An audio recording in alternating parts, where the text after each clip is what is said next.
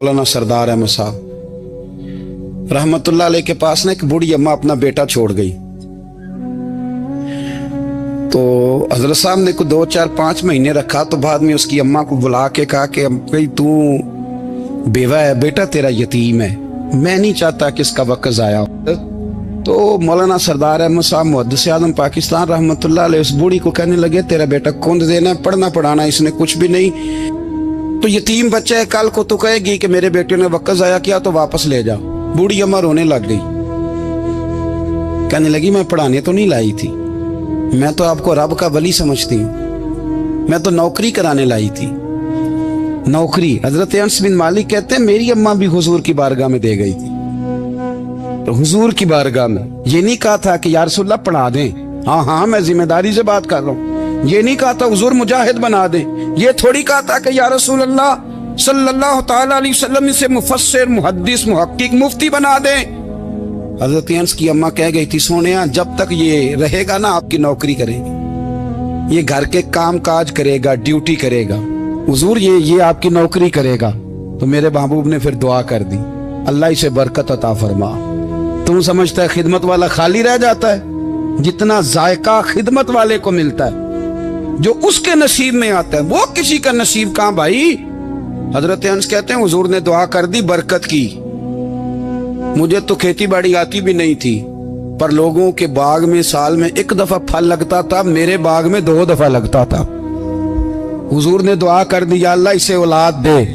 फरमाते हैं मेरे बेटे, मेरे पोते, मेरे नवासे, मेरी बेटियां, फरमाते हैं मैं जिंदा हूं और मेरी 100 औलादे मौजूद हैं। परेशान हो गया 100 सुन के बच्चे 2 ही अच्छे, 100 औलादे मेरी मौजूद हैं। हजरत अनस बिन मौलाना सरदार अहमद साहब के पास ना छोड़ गई बच्चा, कहने लगी हजरत जी मैं को पढ़ाने के लिए थोड़ा छोड़ गई हूँ, मैं तो इसलिए छोड़ के गई हूँ कि आप मेहरबानी करें खिदमत कराएं।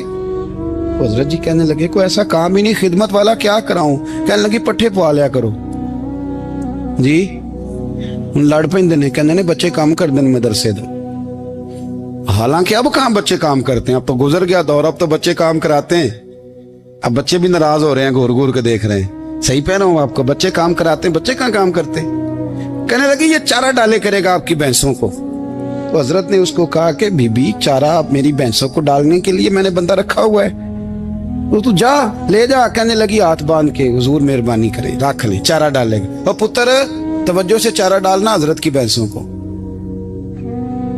रोने लगी, हजरत ने रख लिया, महीने का खर्चा भी देते। शाम को ना वो सारा दिन काम करता, शाम को आके पैरों में भी बैठ जाता, हजरत जी लाएं तेल थोड़ा सा, पैर ना दबा दूं। 8 साल साथ वाले पढ़ते रहे, ये बेचारा नौकरी करता रहा, मेरा रूप भी नहीं ते मेरा रंग भी नहीं, और मैनू यार मनान दा टंग भी नहीं। कभी कभी ना हजरत बिलाल हबशी फारग होते ना तो नबी पाक की बारगाह में अर्ज करते हुजूर कोई काम तो नहीं, सारे हो गए, हुजूर जाऊं जरा, चले जाते। एक दिन सलमान फारसी कहने लगे या रसूलल्लाह ये बिलाल कहाँ जाता है। फरमाया जा देख के तो आ।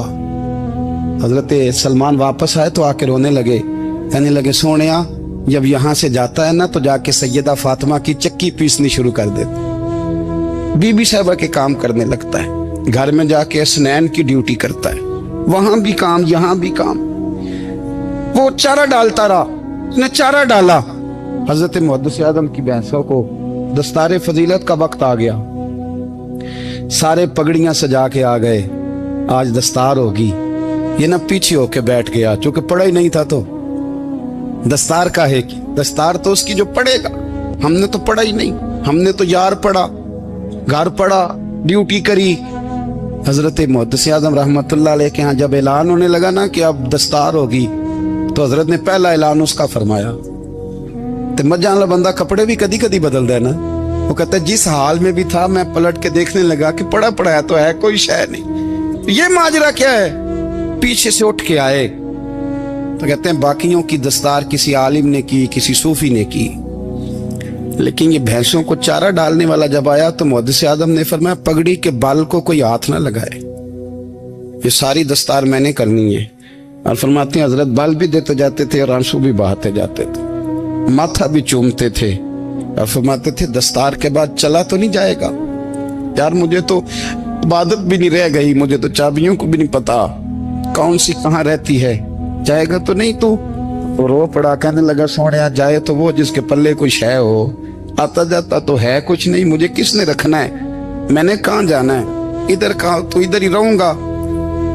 वो उस तालिब इल्म के सारे उस्ताद भाई कहते हैं उसने दस्तार कराई, पढ़ा पढ़ाया कुछ नहीं, पर जो मसला अड़ जाता था ना, वो जो अड़ जाता था ना, वो जाके उससे पूछते थे तो किताबें खोलने की जरूरत नहीं पड़ती थी।